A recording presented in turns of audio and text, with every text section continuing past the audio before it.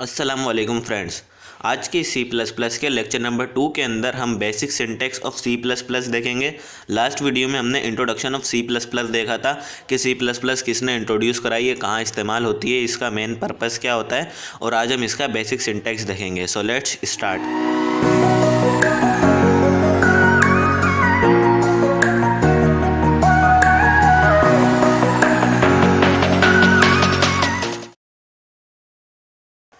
तो इधर सी plus plus का बेसिक सिंटैक्स देखने के लिए हमें सबसे पहले इसका सिंपल हेलो वर्ल्ड प्रोग्राम बनाना पड़ेगा, जिसके ज़रिए हम इसका सिंटैक्स और इसके जो स्टेटमेंट्स हैं या इंस्ट्रक्शन हैं उनकी मीनिंग देखेंगे। तो इधर हम सबसे पहले कमेंट की फॉर्म में इसके अंदर हम लिख लेते हैं कि right simple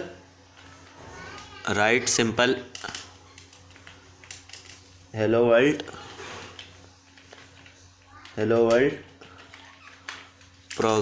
programme, simple hello world program.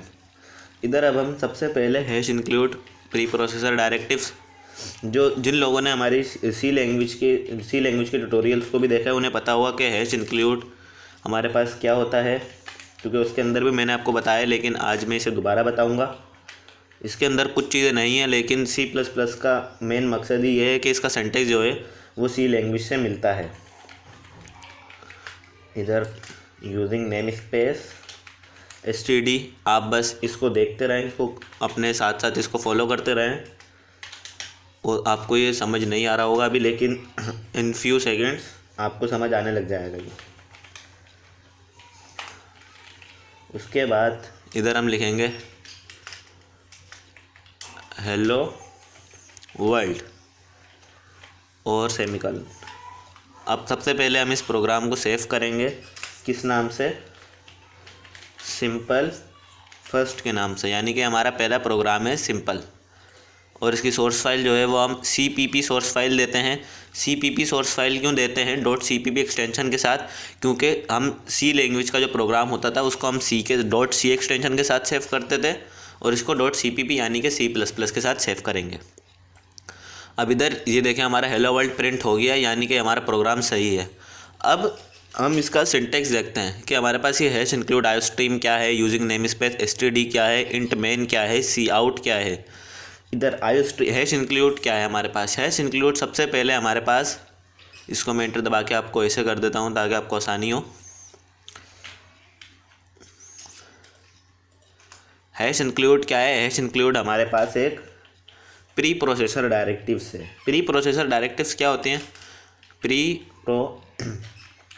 Processor directives हमारे पास इंस्ट्रक्शन होता है सी प्लस प्लस के कंपाइलर के लिए, यानी कि जैसे इसके नाम से जाहिर है प्री प्रोसेसर डायरेक्टिव्स का मतलब कि जो किसी भी चीज़ को डायरेक्ट करे, किसी भी चीज़ को डायरेक्शन दे। प्री प्रोसेसर यानी कि जो प्रोग्राम के प्रोसेस होने से पहले जो किसी भी चीज़ को डायरेक्शन दे, वो चीज़ क्या कहलाती है, प्री प्रोसेसर डायरेक्टिव्स। और इसका बेसिक, अगर हम इसको लॉजिकली देखें तो इसका बेसिक नाम भी यही होता है और इसकी बेसिक डेफिनेशन भी यही होती है कि it give instructions to C++ compiler to copy the header file functions into our main program या बॉडी ऑफ मेन फंक्शन। इसका मेन काम यही होता है प्री प्रोसेसर डायरेक्टिव का। हैश इंक्लूड हमारे पास एक प्री प्रोसेसर डायरेक्टिव होता है, इसके अलावा हैश डिफाइन होता है। हैश इंक्लूड क्या करता है कि हमारे पास आयो स्ट्रीम के जितने भी फंक्शन होंगे, लेस देन और ग्रेटर देन की साइन के अंदर हमारे पास जो भी हेडर फाइल होती है उसके जितने भी फंक्शन होते हैं, ये सारे ये हैश इंक्लूड क्या करता है, हमारे इस प्रोग्राम में कॉपी करा देता है।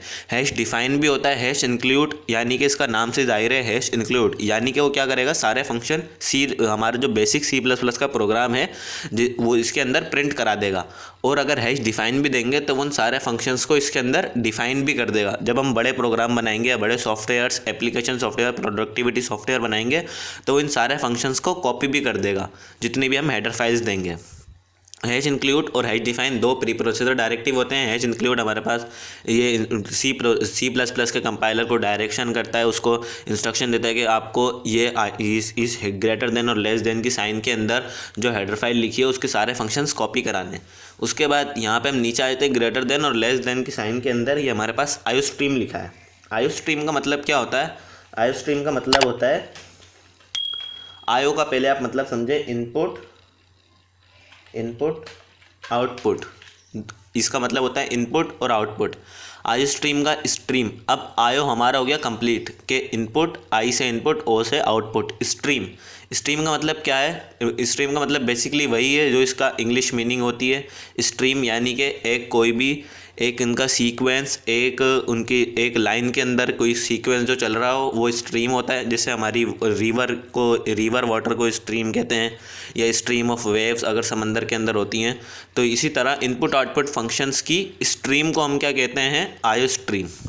इसी तरह हमारे पास stdio.h जो हमने सी लैंग्वेज में देखी थी, उसका क्या होता है? स्टैंडर्ड इनपुट आउटपुट फंक्शंस, यानी कि उसके अंदर हमारे पास स्टैंडर्ड इनपुट आउटपुट फंक्शंस होते थे। इसके अंदर हमारे पास क्या है? इनपुट आउटपुट फंक्शन की एक स्ट्रीम है, हैश इंक्लूड आयो स्ट्रीम। ये आपका मुझे उम्मीद है क्लियर हो गया होगा। उसके बाद अब हम इधर नीचे यूजिंग नेम स्पेस std की तरफ चलते हैं। Using name space std, using name space std क्या है? ये हमारे पास एक फंक्शन है, यूजिंग नेम स्पेस std आप किसी भी प्रोग्रामिंग लैंग्वेज में जहाँ पे भी आप std देखें, इसका मतलब होता है स्टैंडर्ड। स्टैंडर्ड की शॉर्ट फॉर्म होती है जो किसी भी प्रोग्रामिंग लैंग्वेज में इस्तेमाल होता है। यूजिंग नेम स्पेस std एक फंक्शन है कि यहाँ पे अगर हम जो भी फंक्शन इस्तेमाल करेंगे वो क्या होगा कि ये उनको क्वालिफाई करेगा यूजिंग नेम स्पेस std कि अगर हमें जस्ट सपोज 4 हेडर फाइल दिए हमने, तो हर एक के फंक्शन को अलग अलग क्वालिफाई करना पड़ेगा हमें। लेकिन अगर हम यूजिंग नेम स्पेस std लिख देंगे तो वो क्या होगा? एक स्टैंडर्ड बन जाएगा। वो एक स्टैंडर्ड बन जाएगा तो हर किसी में डिफ़ाइन करने की ज़रूरत नहीं पड़ेगी। हम एक फंक्शन जो यूजिंग नेम स्पेस std में लिख देंगे, वही फंक्शन हमारे पास कंटिन्यू रहेगा, चेंज नहीं करना पड़ेगा उसे। तो इसका बेसिकली ये फंक्शन होता है यूजिंग नेम स्पेस std या यूजिंग नेम स्पेस स्टैंडर्ड। ये एक फंक्शन होता है, ये बेसिकली यही काम करता है। उसके बाद इंट मैन फंक्शन, ये जो है दरअसल एक मेन फंक्शन है हमारे पास। ये मेन फंक्शन क्या होता है? Main function is just like a interface. Main function हमारे पास एक इंटरफेस होता है। ये क्या करता है हमारे पास? मेन फंक्शन हमारे पास इसको क्वालिफाई करता है। मेन फंक्शन क्या करता है? एक इंटरफेस की तरह काम करता है। अब यहाँ तक हमारे पास हैश इंक्लूड आयो स्ट्रीम के अंदर सारे फंक्शंस तो प्रोग्राम में कॉपी हो गए, लेकिन अब वो कॉपी होकर यहीं अटके रहेंगे, आयो स्ट्रीम के अंदर ही हैश इंक्लूड में रहेंगे, जब तक कि उनके पास कोई इंटरफेस नहीं होगा जो सी आउट के अंदर या बॉडी ऑफ मेन फंक्शन में प्रिंट कराए। तो मेन फंक्शन क्या करेगा? एक इंटरफेस की तरह काम करेगा और उसके जो जितने भी फंक्शन होंगे आयो स्ट्रीम फाइल के, जो हैश इंक्लूड ने कॉपी कर लिए होंगे, उन सबको पेस्ट कर देगा किसके अंदर? बॉडी ऑफ मेन फंक्शन में। ये जो ग्रेटर देन और less than sorry right braces के अंदर जो हमारे पास लिखी होती है बात, ये सारा हमारे पास बॉडी ऑफ मेन फंक्शन कहलाता है। क्योंकि इसके अंदर हमारे पास, पहले मैं लिख दूं बॉडी ऑफ मेन फंक्शन। ये बॉडी ऑफ मेन फंक्शन कहलाता है। इसके अंदर जितनी भी number of line of code या इंस्ट्रक्शन जितनी भी लिखी होंगी वो सारी बॉडी ऑफ मेन फंक्शन कहलाएंगी, क्योंकि वो सारे मेन फंक्शन जो है उन सारी इंस्ट्रक्शन को कॉपी कराएगा, उन सारे फंक्शंस को कॉपी कराएगा प्री प्रोसेसर डायरेक्टिव की मदद से हेडर फाइल के अंदर। और मेन फंक्शन खुद एक इंटरफेस की तरह काम करेगा और सारे फंक्शंस में बॉडी ऑफ मेन फंक्शन में आ जाएंगे।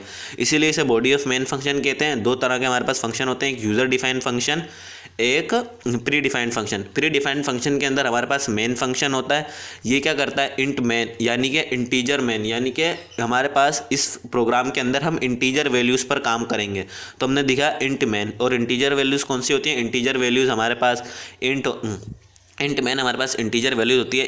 इंटीजर के अंदर हमारे पास अल्फ़ाबेट्स आ जाते हैं, वो अल्फ़ाबेट्स जिनको हम वैल्यू असाइन कर सकते हैं। करेक्टर्स कभी भी इंट में नहीं आएंगे, वो CHR करेक्टर कर आएंगे। लेकिन इंट मैन के अंदर हमारे पास सिर्फ सारे अल्फ़ाबेट्स जिनको हम वैल्यू असाइन करते हैं वो आएंगे। इसीलिए इसके अंदर अल्फ़ाबेट्स और नंबर आ सकते हैं। इंटीजर के अंदर हमारे पास अल्फ़ाबेट्स और नंबर आते हैं। और उसके बाद ये बॉडी ऑफ मेन फंक्शन है। इसके अंदर हमने लिखा सी आउट हेलो वर्ल्ड। सी आउट क्या है? सी आउट बेसिकली एक आउटपुट फंक्शन है। इस हमारे पास दो तरह के आउटपुट फंक्शन होते हैं, एक सी आउट, एक पुट्स। दो तरह के फंक्शन होते हैं, ये दोनों क्या करते हैं कि हमें आउटपुट देते हैं। इसके अलावा इनपुट फंक्शन भी होते हैं, डिफरेंट चीज़ें भी होती हैं, वो हम आगे फर्दर पढ़ेंगे। लेकिन आज हमें इसका बेसिक सिंटैक्स ऑफ C++ देखना था। मुझे उम्मीद है कि आपको समझ आ गया होगा। मिलेंगे आपसे अगली वीडियो में, तब तक के लिए टेक केयर, अल्लाह हाफिज़। हमारी वीडियो को लाइक करें और चैनल को सब्सक्राइब करें।